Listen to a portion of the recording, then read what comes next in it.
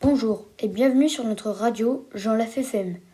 Nous nous retrouvons ensemble pour notre deuxième émission. Si vous n'avez pas encore écouté la première, vous pourrez la retrouver sur notre chaîne YouTube. Au sommaire aujourd'hui, un sujet sur un chef-d'œuvre parmi les mangas japonais.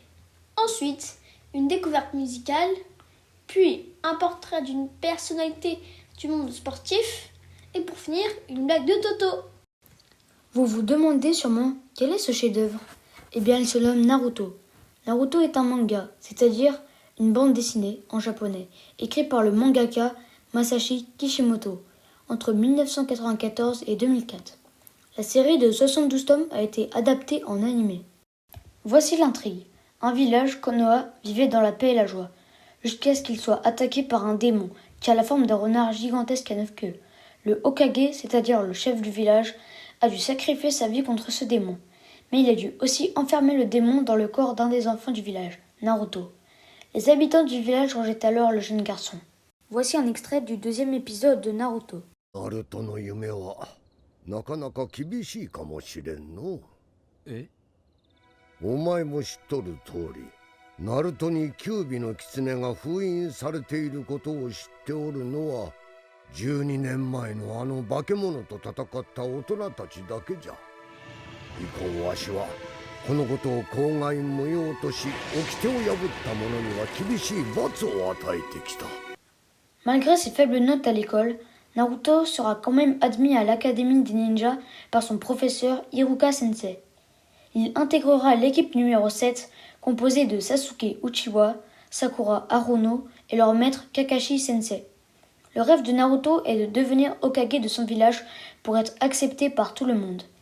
J'aime ce manga parce qu'il n'y a pas seulement des combats, mais aussi des moments forts d'amitié entre les personnages. On découvre leur personnalité petit à petit et certains ont parfois un lourd passé. J'aime beaucoup aussi la musique réalisée pour l'anime. Après One Piece et Dragon Ball, c'est le 3e manga le plus vendu au monde.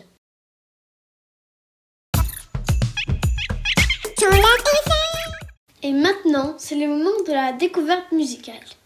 On vous parle aujourd'hui d'un groupe français qui s'appelle Delgrès et d'une de leurs chansons Mojodi. Mais qu'est-ce que ça veut dire Mojodi ? Ça veut dire mourir aujourd'hui en créole. Oui, c'est pas très gai, mais en écoutant la chanson, vous aurez certainement envie de danser. Tout de suite un extrait.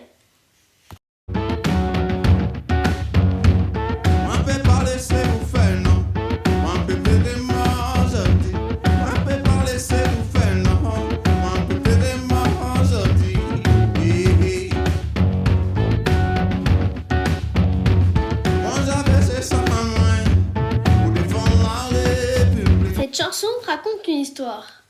L'histoire de Louis Delgrès, un soldat français, créole, né en Martinique. Il a participé à la Révolution française. Il était colonel républicain et contre l'esclavage. Mais quand le consul Napoléon Bonaparte a voulu rétablir l'esclavage dans les colonies, il s'est rebellé. Il est mort en 1802 en Guadeloupe avec 300 soldats, en appliquant la devise de la Révolution « Vive libre ou mourir ». Il y a 3 musiciens dans Delgrès, un guitariste et chanteur, un batteur et un joueur de sousaphone.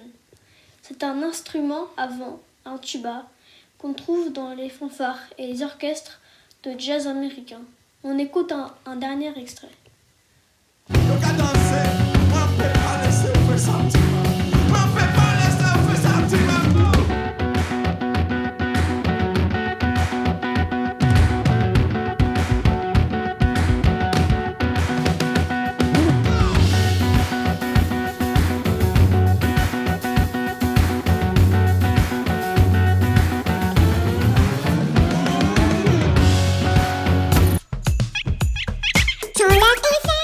Sans transition, voici maintenant le portrait d'une personnalité sportive. Aurel Plançon, notre expert en cyclisme, a choisi de vous parler d'un champion, Peter Sagan.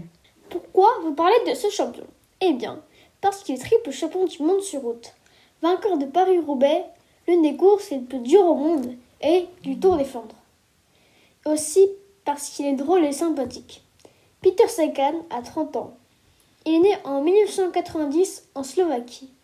Il a commencé le vélo à l'adolescence en VTT. Il a signé pro très jeune, à 21 ans, dans une équipe italienne. Ses spécialités, ce sont le sprint et le punch. Qu'est-ce que c'est le punch? Être un puncher, ça veut dire être doué pour les petites côtes de moins de 5 km. C'est différent des grimpeurs qui sont plus endurants. Il a gagné 7 maillots verts sur le Tour de France. Le maillot vert est attribué au meilleur sprinter. J'ai eu la chance de l'apercevoir lors d'un départ du Tour de France à Montpellier avec ma mamie. Voilà, donc mon cher Damien, on retourne vers vous dans la cabine si vous avez des infos. Et le maillot vert est en train de franchir la ligne avec le spectacle évidemment Peter Sagan qui offre un wheeling au public et qui franchit la ligne, la roue avant en l'air. Alors que Van Avermaet était un peu un ton en dessous. L'arrivée sur le vélodrome, Laurent. Oui, le vélodrome était là, la tension est montée au maximum. Sagan a peut-être douté, mais finalement il n'a pas tremblé. Il a mené un beau sprint, il avait encore évidemment de la fraîcheur, davantage en tout cas que le champion de Suisse, et il s'impose avec 2 longueurs d'avance. Il laisse libérer sa joie, on sent qu'il avait une énorme pression sur les épaules. Peter Sagan qui remporte. Avec Sagan, ça gagne. La maîtresse essaie d'expliquer le principe de la soustraction à Toto. Elle lui dit: Imagine que ton père donne 30 € à ta sœur, mais que finalement, il lui reprenne 10 €. Qu'est-ce que ça donne? Une crise.